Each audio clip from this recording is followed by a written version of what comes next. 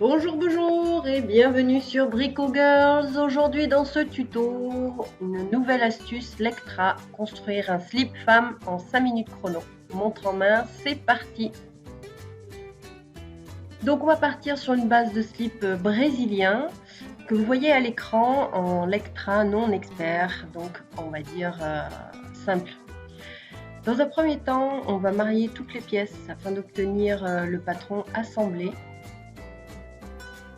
de façon continue. Dans un premier temps, on divorce pour obtenir l'empreinte que vous voyez en rose à l'écran. À partir de maintenant, on va travailler essentiellement sur le patron construction.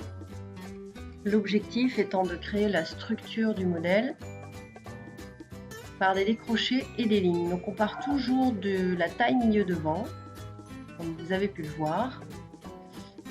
Puis on va créer la ligne de taille sur laquelle on va appuyer le décroché de la ligne milieu dos. C'est très important. Petite parenthèse, petite astuce, vous avez la possibilité de faire décroché libre ou décroché dépendant de la ligne. Pour ces deux cas, faites un décroché libre. À présent, il faut retravailler un petit peu la ligne de taille pour bien suivre l'empreinte de la base. C'est important pour la suite. Voilà, plus on est fiable, plus on est précis, mieux ce sera pour le modèle au final.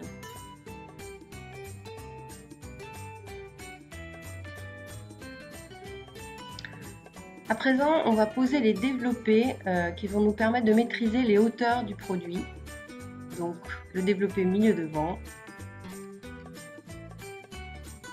avec la position du fond. Dans le slip en général, on considère que la zone la plus creuse du fond se situe à peu près à mi-distance de la hauteur fond totale. Donc on va le contraindre à celui-ci. Puis on va venir créer des décrochés toujours libres en partant de notre ligne milieu devant.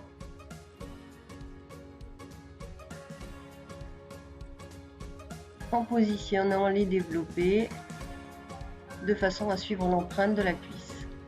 Donc en ce qui concerne la couture côté, le décroché va être lui dépendant de la ligne et non pas libre.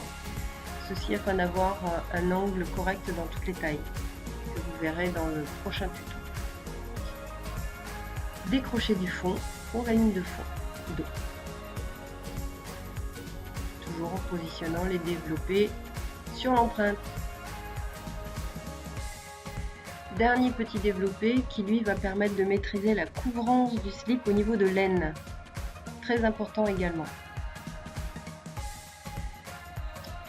À présent, tous les développés sont créés. On peut venir accrocher notre ligne de cuisse qui, vous le voyez, suit déjà très bien l'empreinte.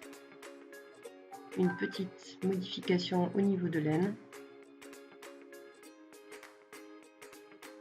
Et ce sera parfait.